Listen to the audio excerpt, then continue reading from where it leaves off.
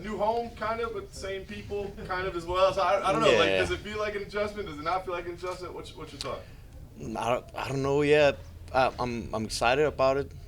The only difference is that now you kind of know when you're fighting and stuff like that. I'm super happy about that. That's actually why when I heard they were gonna merge, I was like, I need to get in that because if you fight for UFC or Bellator or whatever, it can be a little inconsistent when you're fighting. But here, when and where to fight. So yeah, I think it's super cool. I'm excited for it. I was gonna ask. So did you kind of lobby for it? Oh yeah, yeah. yeah.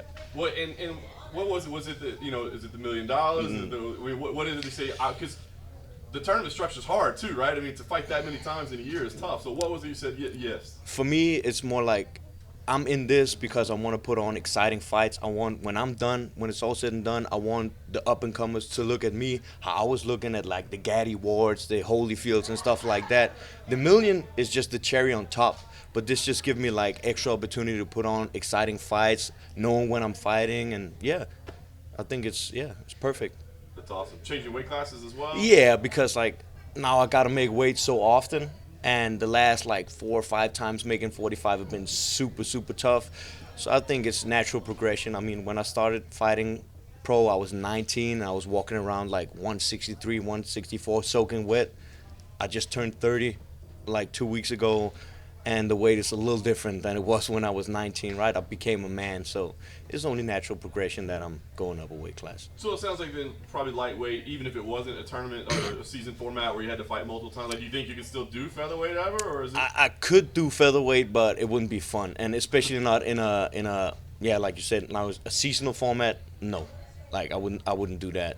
If it was like once or 2, maybe 3 times a year, but like with longer span in between, I could definitely do it. But yeah, it's actually something I've been thinking about for a couple of years. So it was only nice to finally be like, yeah, you know what, fuck it, let me move up. I like it. Yeah. Were you doing anything to change in your? I mean, were you like, now that you're up a weight class, were you trying to put on more size, or is it just like now No. the cut is?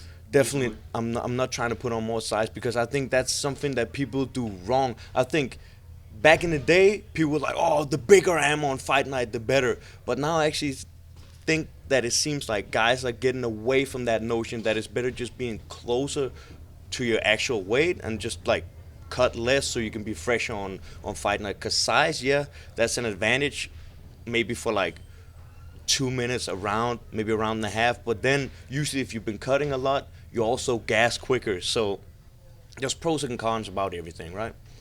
Yeah. Have you been trying to get any advice on like how to approach the season format and fighting that many times? Is there anything anybody giving you any good tips on how to manage yourself or prepare yourself? No, I think it's just not having to. It's a marathon. It's not a sprint. So don't kill yourself too much every day. You gotta not get injured and make sure that you can make it to the eventual final, right? So train smart and not. Yeah, of course hard, but the right and smart way, right? And I also think that's a good point of me moving up because when you have to cut, if I would have to make it to featherweight, I would have to cut more calories, which would make it harder for me to recover and all that stuff, which it just makes sense moving up to lightweight, yeah.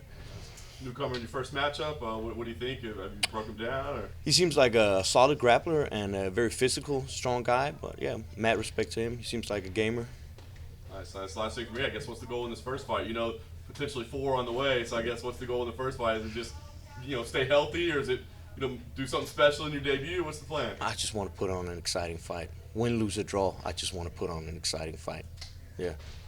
Have you let yourself get excited yet about some of the other people that are competing in your division, and like kind of looked at like, hey, I want to fight this guy next, or I'm going to watch this fight, or anything like that, or are you solely focused on what you have ahead? I mean, I'm solely focused on what I have ahead. Of course, I've seen who's in the division, but I would think it would be very disrespectful to my opponent to look at other guys right now and be like, yeah, I want to fight that guy. And I got a Canadian badass, like he calls himself, to take care of first. So, yeah.